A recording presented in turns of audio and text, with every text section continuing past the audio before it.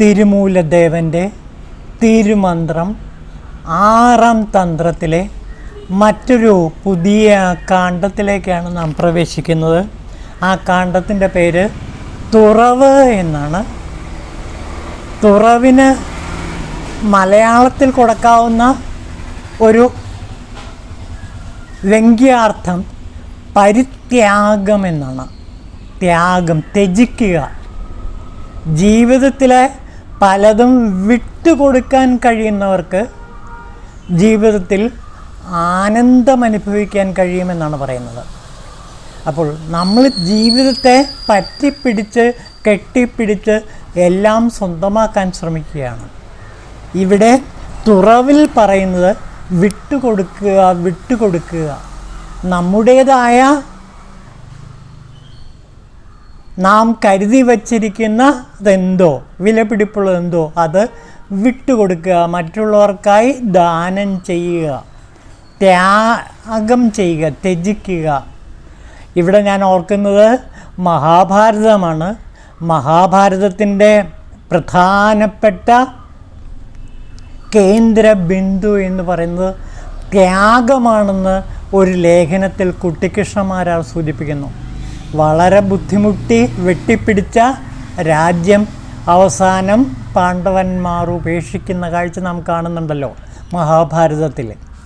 അപ്പോൾ മഹാഭാരതത്തിൻ്റെ കേന്ദ്ര ബിന്ദു ത്യാഗം എന്നാണ് പറയുന്നത്. അതേപോലെ രാമായണത്തിൻ്റെ കേന്ദ്ര ബിന്ദുവും ത്യാഗമാണ്.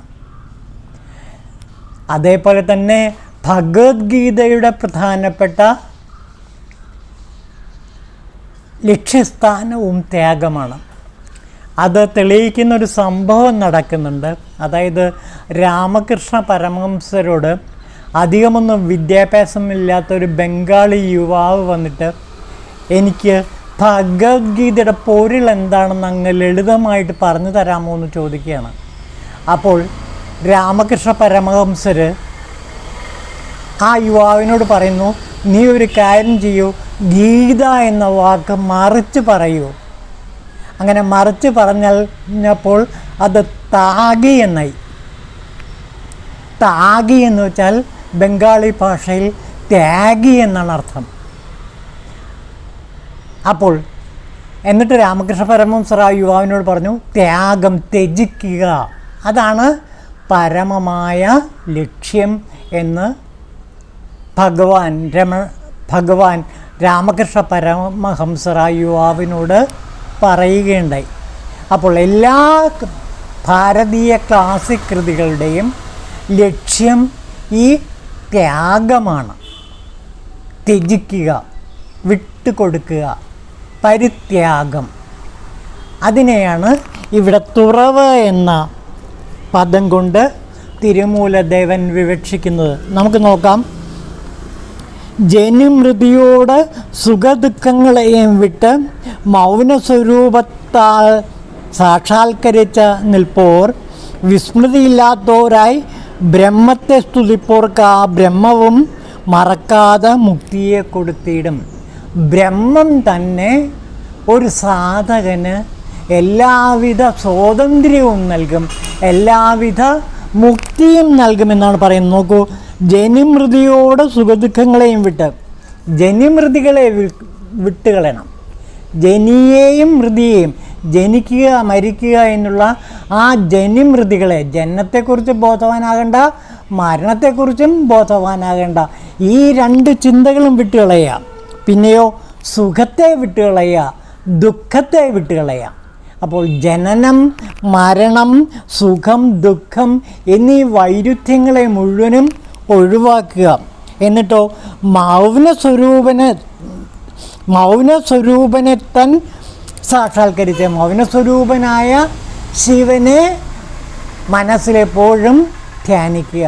അപ്പോൾ മൗനസ്വരൂപനായ ദക്ഷിണാമൂർത്തിയെ നിരന്തരം ധ്യാനിച്ചു കൊണ്ടിരുന്നാൽ, അങ്ങനെ ധ്യാനിക്കുന്നവർക്ക് വിസ്മൃതിയില്ലാത്തവരായി ബ്രഹ്മത്തെ സ്തുതിപ്പോർക്ക് എല്ലായ്പ്പോഴും ആ ബ്രഹ്മശിവനെ, ശിവബ്രഹ്മത്തെ ധ്യാനിച്ചു കൊണ്ടിരിക്കുന്നവർക്ക് ബ്രഹ്മവും മറക്കാതെ മുക്തിയെ തന്നിടും. അപ്പോൾ ബ്രഹ്മം തന്നെ മുക്തിയെ നൽകും. ഇവിടെ നമ്മൾ ശൈവ സിദ്ധാന്തത്തിലെ ഒരു പ്രധാനപ്പെട്ട ഘടകത്തെക്കുറിച്ചിട്ടാണ് ഇവിടെ തിരുമൂലദേവൻ പറയുന്നത്. അതായത് ഇവിടെ ബ്രഹ്മം എന്ന് പറയുന്നത് ശിവൻ തന്നെയാണ്. അതായത് ശിവന് നമ്മൾ കഴിഞ്ഞ ക്ലാസ്സിൽ കണ്ടതാണ്, പല ഭാവങ്ങളുണ്ട്. അതിൽ ഏറ്റവും പ്രധാനപ്പെട്ട 2 ഭാവങ്ങൾ, ഒന്ന് പരശിവൻ്റേതാണ്, മറ്റൊന്ന് ഭോഗശിവൻ്റേതാണ്. പരശിവൻ എന്ന് പറയുന്നത് എല്ലാ സുഖഭോഗങ്ങളെയും ഉപേക്ഷിക്കുന്ന നിതാന്ത മൗനിയായ ദക്ഷിണാമൂർത്തിയെയാണ് പരശിവൻ എന്ന് വിശേഷിപ്പിക്കുന്നത്. ഭോഗശിവൻ എന്ന് പറയുന്നത് മക്കളോടും ഭാര്യയോടുമൊത്ത് സുഖഭോഗങ്ങളിൽ പറ്റില്ലാതെ ജീവിക്കുന്ന ആ ഭഗവാനെയാണ് ഭോഗശിവൻ എന്ന് പറയുന്നത്. അത് സിദ്ധികളുടെ 2 തലങ്ങളാണ്, ഏറ്റവും ഉന്നതമായ തലവും പിന്നെ അതിൻ്റെ താഴ്വാരവും. ഇവിടെ പരശിവനെ കുറിച്ചിട്ടാണ് പറയുന്നത്. പരശിവൻ എന്ന് ശൈവ സിദ്ധാന്തത്തിൽ പറയുന്നത് ശിവബ്രഹ്മത്തെ കുറിച്ചിട്ടാണ്. ആ ശിവബ്രഹ്മമാകുന്ന മൗന ദക്ഷിണമൂർത്തിയെ ആരാണോ ആരാധിക്കുന്നത് അവർക്ക് തീർച്ചയായിട്ടും ബ്രഹ്മസാക്ഷാത്കാരം, മോക്ഷം, മുക്തി ലഭിക്കുമെന്നാണ് പറയുന്നത്. അപ്പോൾ മുക്തി എന്ന് പറയുന്നത് എന്താണ്? ഒരർത്ഥത്തിൽ തുറവാണ്, അതായത് പരിത്യാഗമാണ്. ആരാണോ പരിത്യജിക്കുന്നത് ആ പരിത്യജിക്കുന്നവർക്കാണ് ശിവബ്രഹ്മത്തെ സാക്ഷാത്കരിക്കാൻ കഴിയുക. ഈ പരിത്യാഗത്തിൻ്റെ വിവരണമാണ് തുറവ് എന്ന കാണ്ഡത്തിൽ തിരുമൂലദേവൻ നമ്മളോട് പറയുന്ന പ്രധാനപ്പെട്ട വിവരങ്ങൾ. ഇതിൽ തുറവിൽ നാം ശ്രദ്ധിക്കേണ്ട ഒരു കാര്യമുണ്ട്. ത്യാഗം എന്നുള്ളത് ഭൗതിക സുഖഭോഗങ്ങൾ മാത്രം ത്യജിക്കലല്ല, മറിച്ച് മനസ്സിനെ ത്യജിക്കലാണ്, ചിത്തത്തെ ത്യജിക്കലാണ് യഥാർത്ഥ ത്യാഗം. നമുക്ക് സമ്പത്ത് ത്യജിക്കാം, അതേസമയം മനസ്സിനെ ത്യജിക്കുക വളരെ പ്രയാസമാണ്, ആഗ്രഹങ്ങളെ ത്യജിക്കുക എന്നുള്ളത് വളരെ പ്രയാസമാണ്. ഈ ചിത്തത്യാഗമാണ് അഥവാ മനസ്സിനെ ത്യജിക്കലാണ് ഏറ്റവും വലിയ ത്യാഗമെന്ന് യോഗവാസിഷ്ടം നമ്മളോട് പറയുന്നുണ്ട്. അപ്പോൾ യോഗവാസിഷ്ടത്തിൽ ഒരു ഭാഗമുണ്ട്, ഞാൻ അതിലേക്ക് കിടക്കാം. അത്